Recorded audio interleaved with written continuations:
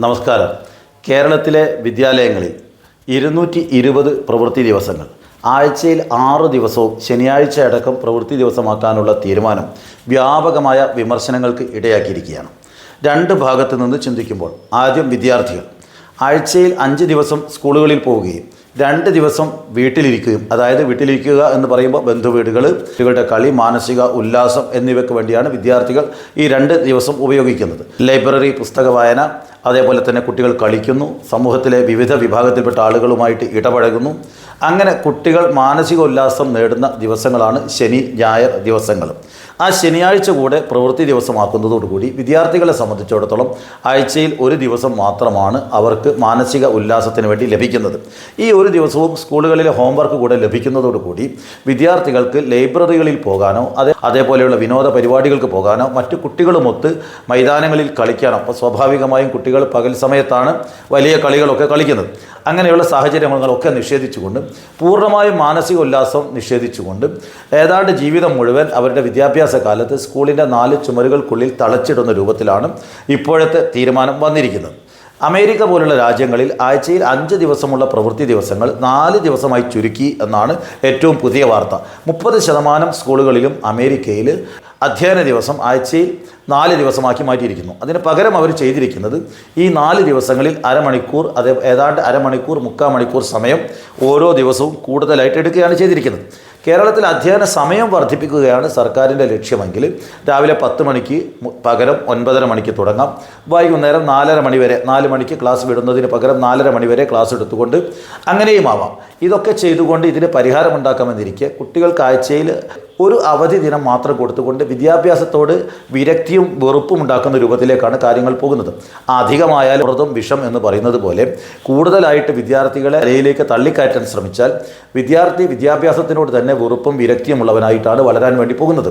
അതുകൊണ്ട് കുട്ടികൾക്ക് വിദ്യാഭ്യാസത്തിൽ താല്പര്യം കൊടുക്കണമെങ്കിൽ ആവശ്യത്തിന് വിനോദത്തിനും അതേപോലെ തന്നെ വിശ്രമത്തിനും സമയം കൊടുക്കണം. അവൻ്റെ ബന്ധുവീടുകളിൽ പോകാൻ സാധിക്കണം, അവന് കളിക്കാൻ കഴിയണം, ഉല്ലാസത്തിന് സമയം കൊടുക്കണം. രണ്ടാമത്തെ വിഭാഗം അധ്യാപകരാണ്. അധ്യാപകരെ സംബന്ധിച്ചിടത്തോളം നമുക്കറിയാം, നിലവിൽ ഇന്ത്യയിൽ നിന്ന് അല്ലെങ്കിൽ കേരളത്തിൽ നിന്നും അഭ്യസ്തവിദ്യരായ കഴിവുള്ള ആളുകളൊക്കെ തന്നെ കാനഡയിലേക്കും അമേരിക്കയിലേക്കും യൂറോപ്പിലേക്കും സൗദി അറേബ്യയിലേക്കും അതേപോലെയുള്ള മിഡിൽ ഈസ്റ്റ് രാജ്യങ്ങളിലേക്കൊക്കെ തന്നെ വ്യാപകമായി കുടിയേറുന്നത്.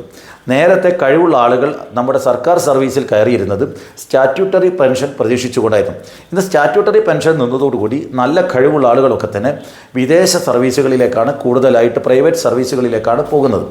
ഈ ലീവ് പൂർണ്ണമായിട്ട് തടയുന്നതോട് കൂടിയിട്ട് അധ്യാപകർ, നല്ല കഴിവുള്ള ആളുകൾ ഈ മേഖല വിട്ട് മറ്റു തൊഴിലുകളിലേക്ക് പോകാനുള്ള സാധ്യത കൂടുതലാണ്. ഒന്നാമത്തെ പ്രശ്നം. രണ്ടാമത്, അധ്യാപകരെ സംബന്ധിച്ചിടത്തോളം ഇപ്പോഴത്തെ വിദ്യാഭ്യാസ സമ്പ്രദായ പ്രകാരം എല്ലാ ദിവസവും രാത്രിയിൽ പ്രിപ്പറേഷൻ നടത്താതെ അടുത്ത ദിവസം പഠിപ്പിക്കാൻ കഴിയില്ല എന്നുള്ള സാഹചര്യമാണ്. അങ്ങനെ 6 ദിവസവും പ്രിപ്പറേഷൻ നടത്തുകയും 7ാമത്തെ ദിവസം മറ്റ് പ്രവൃത്തികളും ചെയ്യുന്ന സമയത്ത് അധ്യാപകർക്ക് തീരെ വിശ്രമം ലഭിക്കുന്നില്ല എന്നുള്ള വലിയ പരാതി ലഭ്യമാകുന്നു. അങ്ങനെ പരാതി വരുന്ന സമയത്ത് അധ്യാപകനെ സംബന്ധിച്ചിടത്തോളം ഈ എല്ലാ പ്രവൃത്തി ദിവസങ്ങളും സ്കൂളുകളിൽ പോകുമ്പോൾ അവർക്ക് വ്യക്തിപരമായ കാര്യങ്ങൾക്കും ഓഫീസുകളിൽ പോകാനും മറ്റു കാര്യങ്ങൾക്കുമൊക്കെ തന്നെ അവധി എടുക്കേണ്ടി വരുന്നു. നമുക്കറിയാം, നിലവിൽ കേരളത്തിലെ അധ്യാപകരുടെ അവധി ദിവസങ്ങൾ 15 കാഷ്വൽ ലീവാണ് ഒരു അധ്യാപകന് കിട്ടുന്നത്. അതോടൊപ്പം 10 കമ്മ്യൂട്ടർ ലീവാണ്. ഈ കാഷ്വൽ ലീവ് സാധാരണ ശരാശരി ഞാൻ പഠിച്ചിടത്തോളം ഈ 15-ൽ ശരാശരി 10 മുതൽ 11, 12 ആ ഒരു ലെവലിലാണ് അധ്യാപകർ എടുക്കുന്നത്. കാര്യമായ അവധി എടുക്കുന്നത് അവർ പരീക്ഷാ സമയത്തോ കുട്ടികൾക്ക് തടസ്സമുണ്ടാവാത്ത രൂപത്തിലാണ് പൊതുവെ അധ്യാപകർ കാഷ്വൽ ലീവ് എടുക്കുന്നത്. ഇങ്ങനെ കാഷ്വൽ ലീവ് വ്യാപകമായി അധ്യാപകർ എടുക്കുന്നില്ല എന്നുള്ളൊരു യാഥാർത്ഥ്യം ആദ്യം നമ്മൾ ഉൾക്കൊള്ളേണ്ടതുണ്ട്. രണ്ടാമത്, കമ്മ്യൂട്ടർ ലീവ് പൊതുവെ അധ്യാപകർ എടുക്കാറില്ല.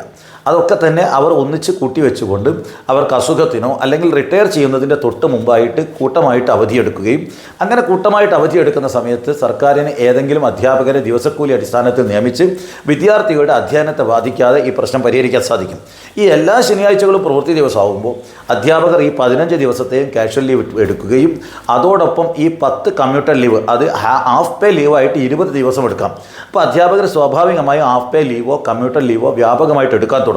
അങ്ങനെ എടുക്കുന്ന സമയത്ത് കുട്ടി വീട്ടിൽ നിന്ന് ഭക്ഷണവും പൊതിയുമായിട്ട് സ്കൂളുകളിലേക്ക് പോവുകയും അധ്യാപകർ ലീവ് എടുക്കുന്ന ഒരു സാഹചര്യം, കയ്യിലുള്ള ലീവ് എടുക്കാൻ നിർബന്ധിതരാകുന്ന, വ്യക്തിപരമായ കാര്യങ്ങൾക്ക്, മക്കളുടെ കാര്യത്തിനും കുടുംബത്തിൻ്റെ കാര്യത്തിനും അധ്യാപകൻ ലീവ് എടുക്കേണ്ടി വരും. അങ്ങനെ ലീവ് എടുക്കുന്ന സമയത്ത് കുട്ടി സ്കൂളുകളിൽ പോവുക എന്നല്ലാതെ അതിൻ്റെ അധ്യയനം ലഭിക്കുന്നതിൻ്റെ ശരാശരി കൂട്ടുന്ന സമയത്ത് കുട്ടിയെയും രക്ഷിതാവിനെ സംബന്ധിച്ചിടത്തോളം വലിയ നഷ്ടമുണ്ടാകുമെന്ന് കരുതുന്ന ഒരാളാണ് ഞാൻ. യൂറോപ്യൻ രാജ്യങ്ങളിൽ പോലും ഇപ്പോൾ ബ്രിട്ടനിലായാൽ 195 ദിവസമാണ് അധ്യയന ദിവസങ്ങളുള്ളത്. ഏതാണ്ട് എല്ലാ യൂറോപ്യൻ രാജ്യങ്ങളിലും അധ്യയന ദിവസം വളരെ കുറവാണെന്ന് മാത്രമല്ല, രാവിലെ 7:30 മുതൽ ഉച്ചയ്ക്ക് 1:30 മണി വരെ അല്ലെങ്കിൽ 2 മണി വരെ പരമാവധി അധ്യയനം നടക്കുന്നത്. കേരളത്തിൽ രാവിലെ മുതൽ വൈകുന്നേരം വരെ അധ്യയനം നടക്കുകയും ആ അധ്യയനം തന്നെ എല്ലാ ദിവസവും ചെയ്യുന്ന സമയത്ത് മൊത്തത്തിൽ പരിശോധിച്ചാൽ വിദ്യാഭ്യാസ മേഖലയ്ക്ക് തിരിച്ചടിയാവും, ഗുണത്തേക്കാൾ ദോഷമാവും, വെളുക്കാൻ തേച്ചത് പാണ്ടാവും എന്നുള്ള സാഹചര്യമാണ്.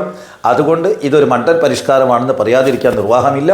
ഇതിനെതിരെ വ്യാപകമായി അധ്യാപകരുടെ ഭാഗത്തു നിന്ന്, വിദ്യാർത്ഥികളുടെ ഭാഗത്തു നിന്ന് പ്രതിഷേധമുയരുകയാണ്.